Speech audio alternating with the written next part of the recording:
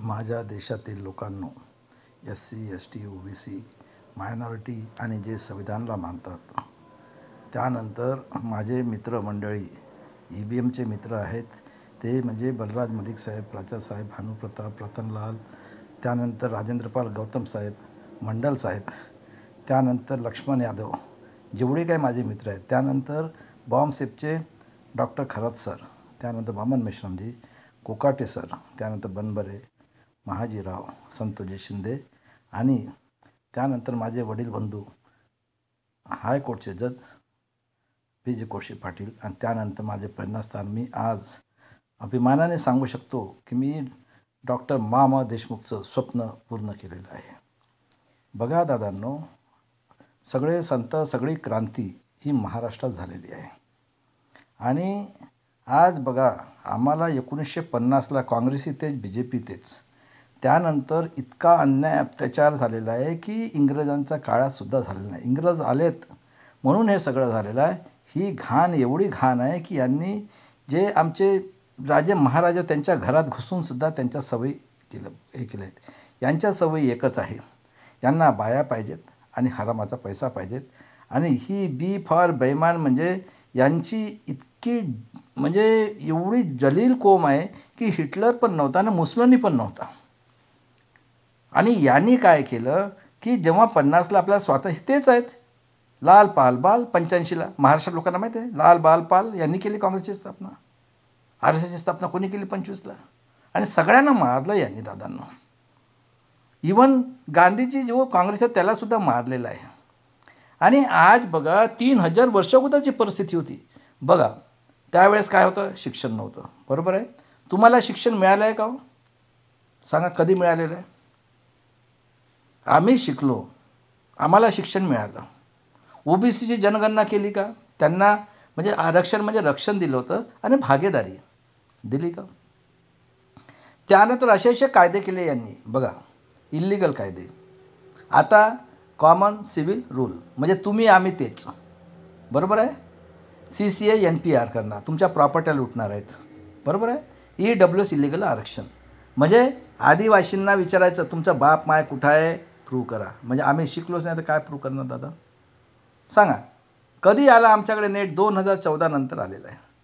त्यानंतर EWS illegal reservation, EVM machine म्हणजे पूर्ण मनुस्मृती. मला सांगा, जगामध्ये असं 21व्या सदीत तुम्ही मोबाईलमध्ये असं कुठं आहे का की ते जे सांगतील ते आम्ही करायचं, नाही तर आम्हाला मारायचं? बघा, महाराष्ट्रात जज लोह्याला मारलं, गोपीनाथ मुंडेला मारलं, हेमंत करकरेला मारलं. कारण ते 2002-03चं कांड. खरं आहे का खोटं आहे? 114 गोंडगोवारींना मारलं. 11 घाटकोपरला, त्यानंतर इथं खैलराजी कांड, दाभोलकरला दिवसात ठेवडा मारलं, पानसरेला मारलं. तर म्हणण्याचा अर्थ म्हणजे आज आम्ही, आणि आता आम्हाला एवढं बघा, तुमचं शिक्षण गेलं, नोकरी गेलं, 68,000 शाळा बंद केल्यात. बरोबर आहे. आत्मनिर्भर 85 करोड पोरं असे मरणार, 13 करोड पोरं. म्हणजे मला सांगा, आम्ही का मरायला तयार व्हायचं का? आणि काय शाहू फुले आंबेडकर, शिवाजी महाराज, जिजाऊचा औलाद आणू? हां. आणि हा एक चमडी चोर शरद पवार पूर्ण एखादी सत्ता करताय. हां. SC STला 50चा अगोदर प्रूव्ह करा, OBCला आता काहीच नाही मिळालं, जनगणनाच नाही करताय. हां. आणि त्याच्यानंतर मराठ्यांना 67चं. आता नेट आलं, पूर्ण फ्रॉड इलेक्शन. बघा तुम्हीच. तर आम्ही का मरायला तयार व्हायचा? आणि मी एक विचारतो, जेवढे शिकलेले आहेत इतिहासकार आणि सगळे, असं जगात आहे का एखादी? अरे हिटलर झाला, मी 10 दिवसापासून सांगून राहिलो, हिटलर हा 20-30 वर्षाचा झाला. हे त्याच्यापेक्षा 100 टाईम्सनी घातक आहेत. म्हणजे आतंकवादी हिटलरपेक्षाही हे आहेत. जगात अशी कोम नाही. आणि अशा पद्धतीने यांनी corporate sector, judiciary, bureaucracy, press media, पूर्ण डिक्टेटरशिप. प्रेस मीडियापासून सगळं कॉर्पोरेट सेक्टर. आणि एवढं फ्रॉड इलेक्शन घेऊन हां, शेतकऱ्यांना मारत आहेत, पोरीबाळींना आजी बलात्कार करून कापत आहेत. हां. त्यानंतर बघा, करोडो लोकांना यांनी हत्या केली भाड पाहिजे म्हणून. शेतीवाल्याला त्याला हे करतात. तर मला सांगा, आपण काय एवढं का म्हणजे जगापेक्षा आपण जगाच्या बाहेर आहोत का? इंडिया जगात नाही आहेत का? आहे का असं कुठं? युनोमध्ये मी म्हटलंच होतं की आता यांना कापून काढणार. आणि त्यानंतर हे जे घराणेशाही आहे, ग्रामपंचायत, नगर परिषद, आमदार, खासदार, बरोबर आहे, हरामाचा पैसा कमवायचा धंदा, आम्ही टॅक्स भरत होते. आणि आज परिस्थिती काय केली, उपाशी मारायची. आमची पोरगी 5,000 गहाण यांच्याकडे. शिक्षण सम्राट, बरोबर आहे, डीम युनिव्हर्सिटी सम्राट, कोऑपरेटिव्ह बँकेचे सम्राट, साखर कारखान्याचे सम्राट आणि याचे कॉर्पोरेट सेक्टरचे सम्राट आणि राजकारणाचे सम्राट. 30-30, 40-40 पेन्शन.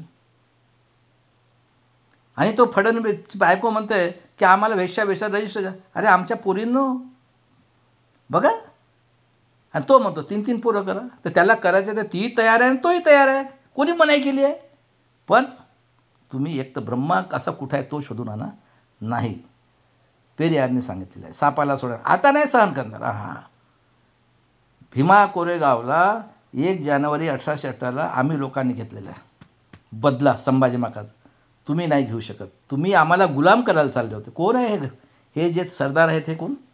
म्हणजे तुम्ही का आम्हाला गाडू समजता का? हां, आणि अजूनही तोंडातनं मेलेत का रे ते सगळे? संविधान संविधान संविधान. चला माझ्या महाराष्ट्र लोकांनो, प्रकाश आंबेडकरची सिक्युरिटी करा. त्याला मी चीफ मिनिस्टर करणार म्हणजे करणार आणि त्यानंतर प्राईम मिनिस्टर करणार, लक्षात ठेवा. आजही चंद्रशेखर आझादला मुख्यमंत्री करणार म्हणजे करणार. आणि बाळासाहेबांना मी तुम्हाला सांगतो, मी चीफ मिनिस्टर करणार.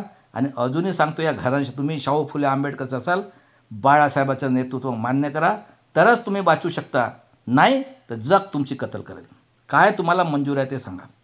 तुम्ही फक्त तुमच्याकडे जो पैसा आहे तुम्ही मराठ्यांच्या पोरांसाठी खर्च करा. जरांगे पाटील, मी सांगतो यांना सोल्युशन. आणि आम्हाला फक्त आरक्षण द्या, आम्हाला भागीदारी द्या, काही नको. तुम्ही चालवा सत्ता, पण प्रकाश आंबेडकर चीफ मिनिस्टर करा. जय शिवराय, जय भीम, जय संविधान. चला महाराष्ट्र लोकांनो, आजादी की तिसरी लढाई, 5,000 वर्षे गुलामगिरी तोडलेली आहे. बाबासाहेबाचा महापर्यंत सगळ्या भारताला मी गिफ्ट देतो आहे.